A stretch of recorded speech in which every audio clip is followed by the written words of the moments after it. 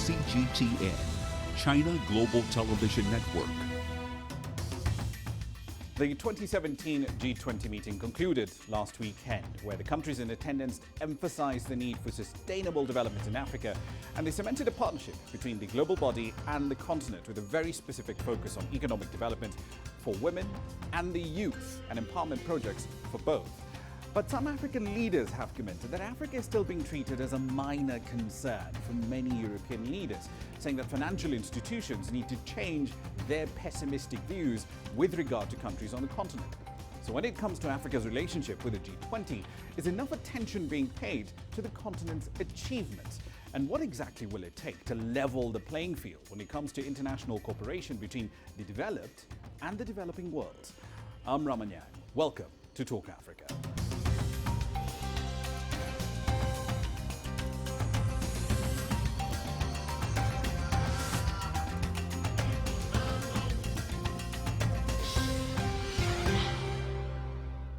Now, someone who has been quite vocal around Africa's relationship with the so-called developed world has been Guinea's President Alpha Condé.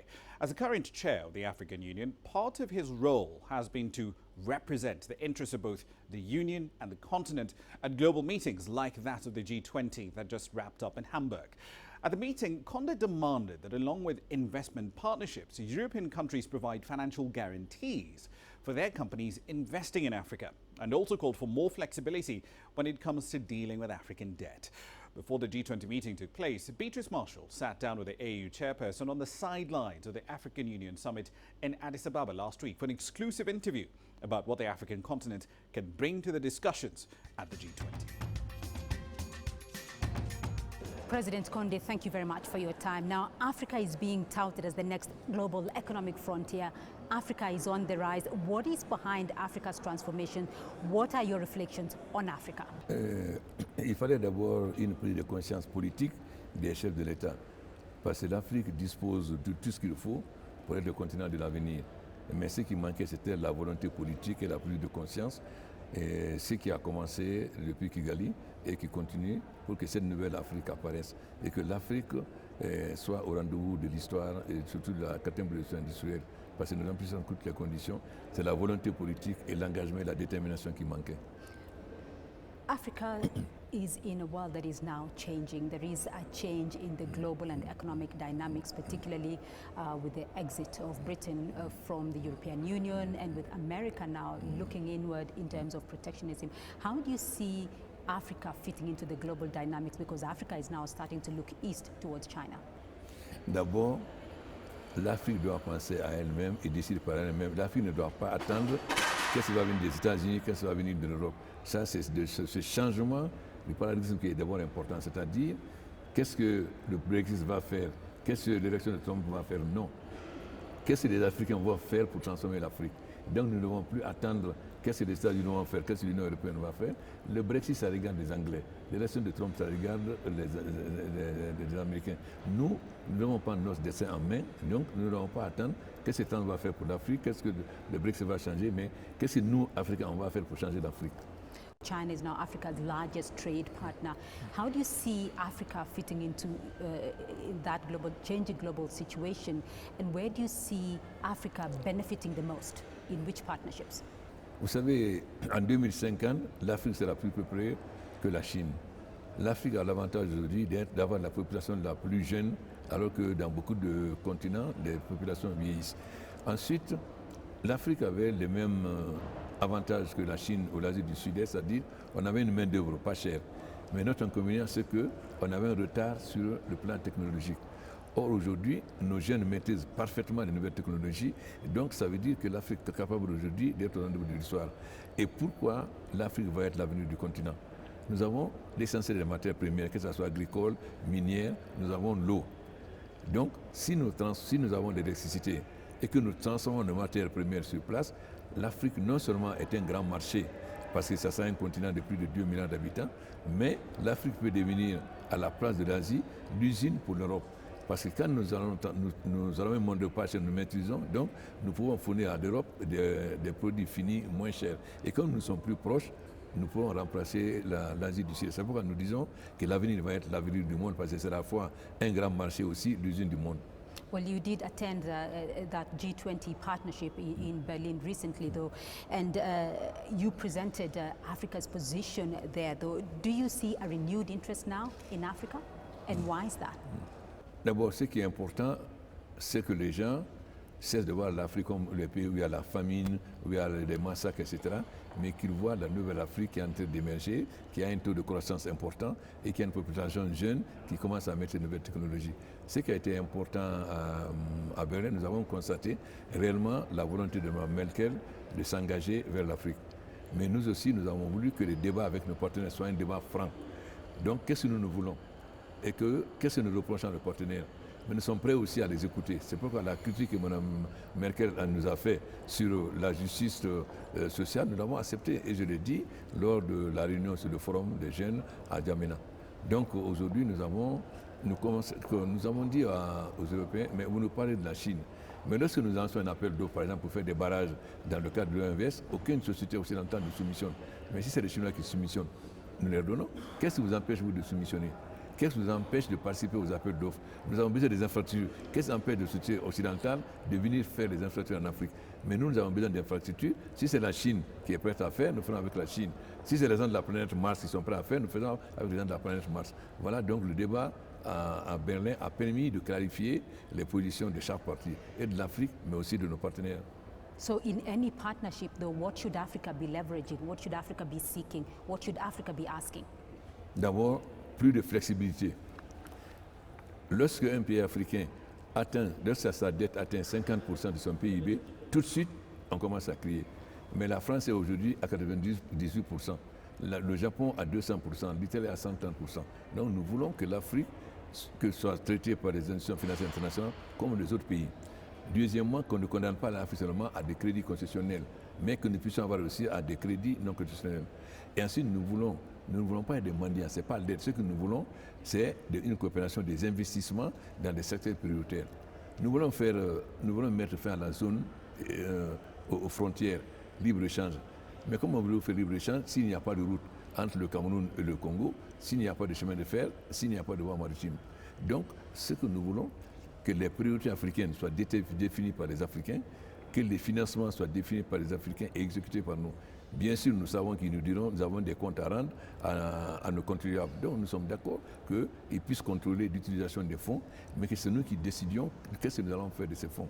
Et surtout, qu'il y ait la flexibilité, qu'on ne nous impose pas à l'Afrique des conditions qu'on n'impose pas aux autres pays. Pour qu'on puisse accepter que des autres puissent avoir 130% du PIB de dette et que nous, dès qu'on est à 50%, non, nous demandons que les institutions financières changent de comportement, que l'Afrique ne soit plus traitée comme mineure, mais que l'Afrique soit traitée comme les autres États. I want to get your view, though, on the African Union itself as the current chair of the African Union. We have just been talking here at the summit about investing in African youth. We have also been talking about peace and security issues. We have been talking about African Union reforms.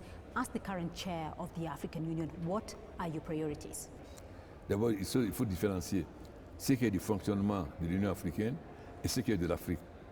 Ce qui est du fonctionnement de l'Union africaine, on ne peut pas nous prendre au sérieux si nous ne sommes pas capables nous-mêmes d'assurer le financement du fonctionnement de l'Union africaine. Si le financement est assuré par l'extérieur, notamment par l'Union européenne, évidemment, on ne peut pas nous prendre au sérieux. Donc, la première condition pour que l'Union africaine soit respectée, soit maîtresse d'elle-même, c'est que nous finançons l'Union africaine. C'est pourquoi nous avons décidé des 0,2%.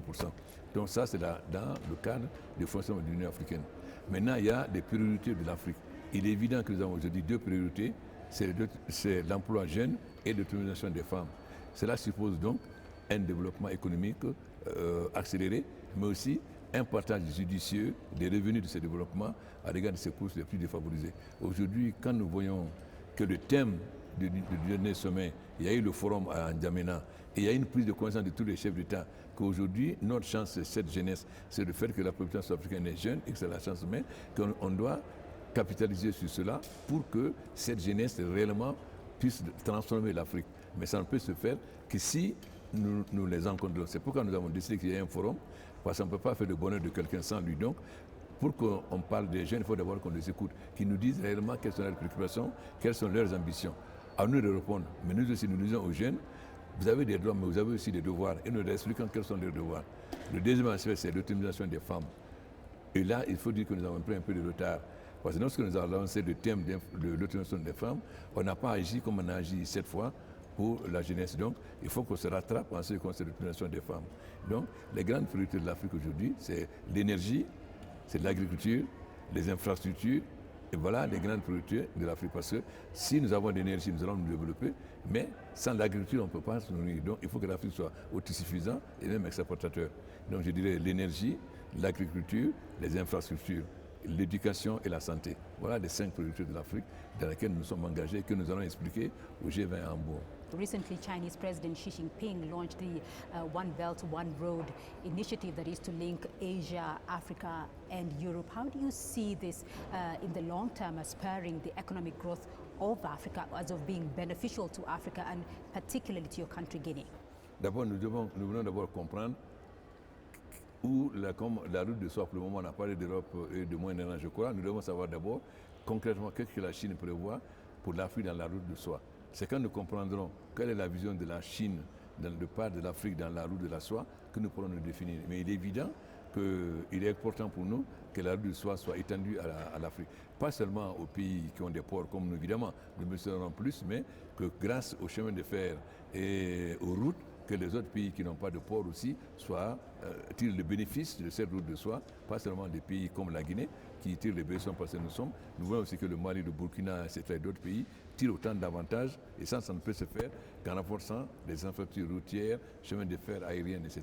Donc nous attendons que la Chine nous dise exactement quelle est la part de l'Afrique dans la route de la soie, ce que nous ne savons pas encore. Your Excellency, thank you very much. Merci beaucoup. C'est moi qui vous remercie.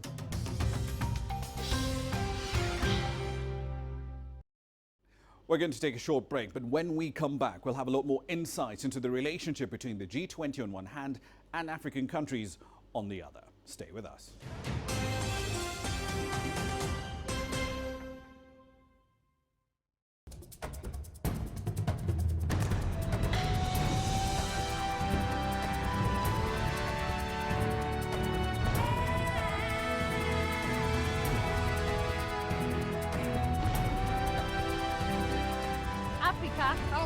Africa is not one story.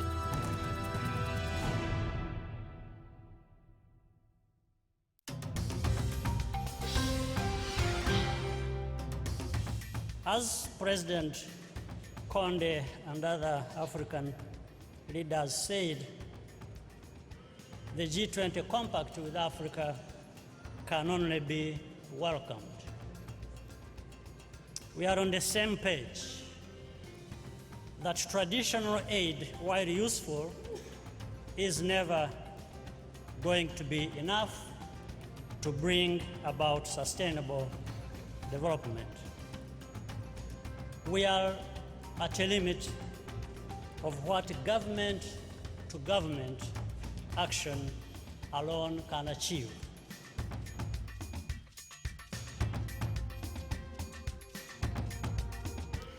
That was the Rwandan President Paul Kagame at the G20 conference on Africa last month, speaking about the body's partnership with countries on the continent. Welcome back to Talk Africa. Now, to offer some further insights into that partnership and Africa's relationship as a whole with the G20, I have expert guests standing by. In Johannesburg, Professor John Stremlau, visiting Professor of International Relations at the University of Witwatersrand, and with me in studio here in Nairobi, consultant economist David Oiro. Gentlemen, thank you both for joining the conversation. Professor Stremlau, let's start with you. This focus of the G20 on developing partnerships with Africa, does that surprise you, or is it just a logical extension of the economic and social context we find ourselves in at the moment? It's a little bit of both. I think that Chancellor Merkel is to be congratulated for realizing that it was time to put the relationship between Africa and the G20 on a more solid footing. You know, over the years they've had some 34 resolutions with regard to Africa, so it's been a concern, but their conformance to those recommendations has been relatively low, and I think she saw the compact with, not for, but with Africa as kind of an extension of the African Renaissance mutual obligations thinking that drove for the creation of the African Union. So it was very important that she invited to Hamburg not only the one African member who was regularly there, Jacob Zuma from South Africa, but Uhuru Kenyatta from Kenya, who was at the G7 meeting, but then importantly, the chair of the African Union, Alpha Conde from Guinea, and Macky Sall from Senegal, who's head of the new Partnership for Africa's Development. This is the foundation for a truly important partnership if the political will is there. Indeed. Let me just interrupt there. David, let me come to you, specifically with regard to the question of migration, because let's face it, the demographics trends across the continent and in Europe are pretty interesting by themselves. Africa will be the most youthful continent over the next couple of decades. There'll be a huge pool of labor available here. But is this engagement right now, especially in the context of migration, could it be argued that it's perhaps a bit more cynical on the G20 side to actually say, you know what, keep the migration problem on your end, don't bring it to our shores? Yeah, I think I don't, as to whether it is cynical, I might not, I don't have an opinion neither here nor there. But one thing that's for sure, migration is a big issue in the domestic policies of European nations. I mean, if you look at how migration, for instance, has played a big deal in the politics within the German nation, for instance. We have resurgent parties that, their sole argument is that we need to keep a strong protectionist view with regard to especially African and Middle East migrants. Which is basically alternative for Deutschland. Yeah.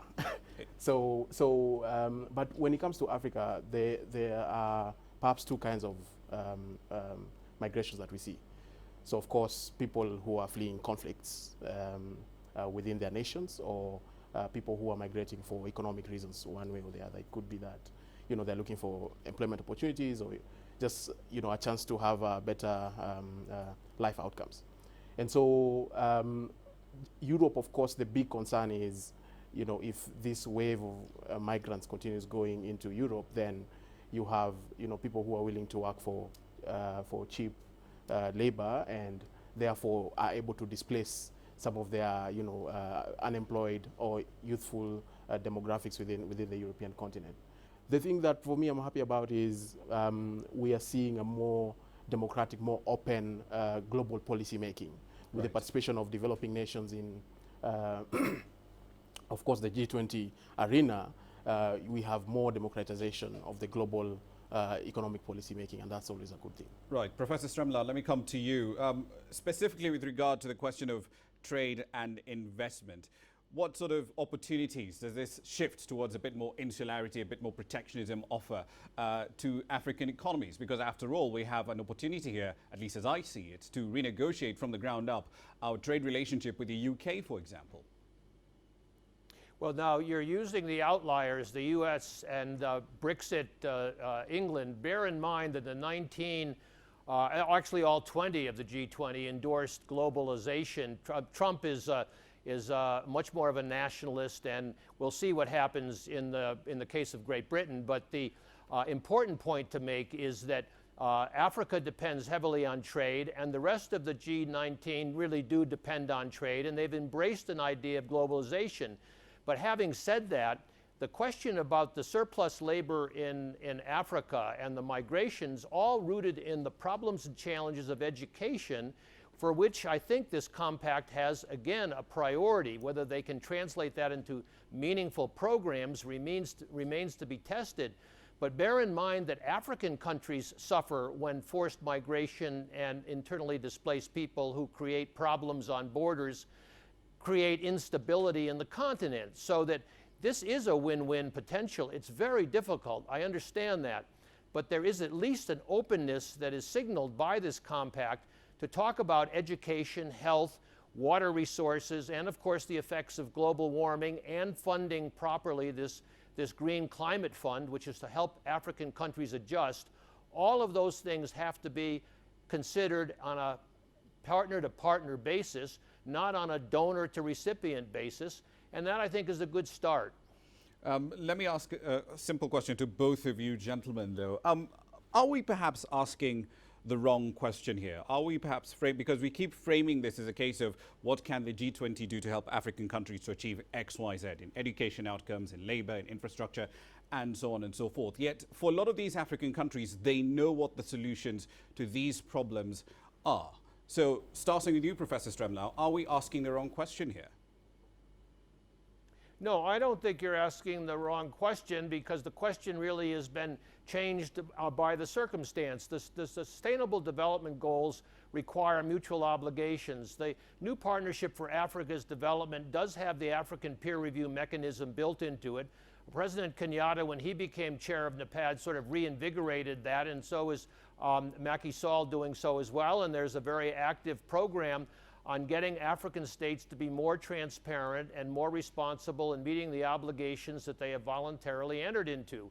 I know there's plenty of cynicism around, but you know, we are operating in a world now where mutual obligation and the transparency that requires, which the OECD countries do, by the way, is part and parcel of the new African Union Constitutive Act and the African Charter for Democracy, Elections, and Governance. This is an era where I think there's more receptivity to asking the hard questions of what do mutual obligations mean.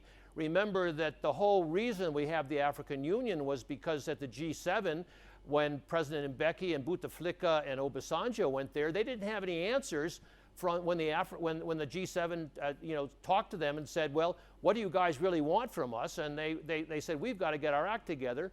And that process needs to be rekindled, because there's been an absence of African leadership on the continent in recent years. And I hope that this G20, if something follows from it, may help spur a revitalization of the mentality that led to the new Partnership for Africa's Development. Picking up on what Professor Stremlau has been talking about there, we know the solutions, we know what the problem is. The problem, as is so often the case across the continent, comes down to implementation. Case in point, Nigeria, Africa's biggest, or rather second largest oil producer. It's got a tax to GDP ratio of 6%, but it knows it has to do better on tax revenue. So, I mean, again, back to the original question. Aren't we asking the wrong question here? Well, in my view, I think it's fair to ask that question, but at the same time pose another question to inward looking. In as much as African leaders and African policymakers know the challenges that they face, are they able to take advantage of the prevailing global governance forums and mechanisms to sort of articulate those views and to actually influence global policy making to their favor? And what I'm reminded of is Angela Merkel's view that globalization is there for everyone. It's not a zero-sum game that if I win, then you lose. There's a chance that globalization can result in a win-win situation, both for developed as well as developing nations. And I think the challenge has been that, yes, implementation is a big issue, but at the same time, there's something that comes with it, and this is accountability. So in as much as we will put in place programs to, and big visions. So now we have the Agenda 2063 and, all manner of initiatives from the NEPAD Forum and so forth to ensure that we have not only an objective policy-making process for the African goals, but also programs that then follow so that we operationalize what we say. But do we go back to look at the effectiveness of those mechanisms and the progress that we are making towards that? And the big example is this NEPAD mechanism, where you have an African peer review mechanism that African states can learn from each other and through a peer review mechanism be able to at least move a notch closer towards our milestones and our priorities as we've set out. And the failures of that, we haven't been able to come back and say, hey, these are the lessons that we are seeing. And this is how we're implementing these solutions. Exactly. So, right. So we want to sort of do program design and policy design without being accountable for the outcomes that we are seeing. Indeed. Quick follow-up question to both of you gentlemen as we come to a close on this conversation. Let's talk about trade specifically and the problem of illicit financial flows. Professor Stremlau, this entire G20 summit was relatively silent on the question of illicit financial flows. There was a commitment to the BEPS process that the OECD is carrying out, but we didn't see any concrete commitment from the G20 to say, yes, we acknowledge we are part of the problem and we're doing X, Y, Z to solve it. Well, you're not going to see that specifically. It was mentioned in Chancellor Merkel's warm-up documentation for the summit. But I'm very, very glad you mentioned this, because the high-level panel that former President Mbeki of South Africa chaired, that was sponsored by the African Union and the UN's Economic Commission for Africa, was a very, very important development. You know, most of these illicit financial flows run through commercial channels and probably cost the continent upwards of $50 billion a year in lost tax revenues. This is a no-brainer for political action if you can break loose some of the rent-seeking behavior of African governments and the oligarchic behavior that leads to distortions and facilitations, and also work on the Western banks. The U.S. in particular is a home for an awful lot of money laundering, as you know well. So therefore, this panel that was so important 2 years ago has to be revitalized. I know there's talk about this, because there is a receptivity, I think, among African governments to recognize they've got to stop this hemorrhaging, particularly in the commercial, of mispricing that is not impossible to do. It takes political resolve, and I think the Mbeki high-level panel made a very good initial start with their publication, and I would hope that Kenya and China and the G20 would put their shoulder to the wheel and get that panel up and running again, and maybe Africa can set an example to the rest of the world, because all the world is guilty of illicit financial flows. Indeed. One last question for you, David, especially on the trade issue. With respect to the question of trade, there's been a lot of criticism around EPAs, right? The economic partnership agreements that the EU has been trying to sign with a lot of African countries. Of course, going back to the question of illicit financial flows as well, that same argument applies there. But particularly on EPAs, what do we need to be doing over the next couple of years? Do we need to renegotiate them completely from scratch? Now, the challenge, coming back to your question, is this. We know the issue with regards to illicit financial flows. The Western world are the ones who benefit. Why? Because multinationals who are able to do this transfer pricing and so forth mostly originate from the Western world. So this is Europe, this is America, and so forth. And so knowing that, Western world is afraid, or rather, I would say they are non-committal to take serious action. They have an incentive to keep the status quo. Exactly, exactly. And you can see it starting from the Financing for Development consultations that were going on, in the lead up to signing the Sustainable Development Goals. We had a big conference in Addis Ababa where one of the main things on the table was this issue of illicit financial flows, where a lot of NGOs were calling for the Western world to take a position on illicit financial flows and actually put punitive measures for companies practicing with this practice. But that never happened. And so the same case has been carried on into the EPAs. We don't expect much in terms of actions against or to try and regulate. All right. So very, very quickly, we essentially signed the deal. Now we have to live with the consequences. Yes. For lack of a better word. All right, we'll leave it there. We'll live with the consequences indeed. Gentlemen, thank you very much. That is all we had time for this week, but thank you to my guests for the insights in Johannesburg. John Stremlau, Visiting Professor of International Relations at the University of Witwatersrand, and with me here in studio in Nairobi, the consultant economist, David Owero. Remember, you can join the conversation on Facebook, Twitter, YouTube. There's several ways you can get in touch with our content, and do tune in again next week for a lot more Talk Africa. From me, Ramanyan, goodbye.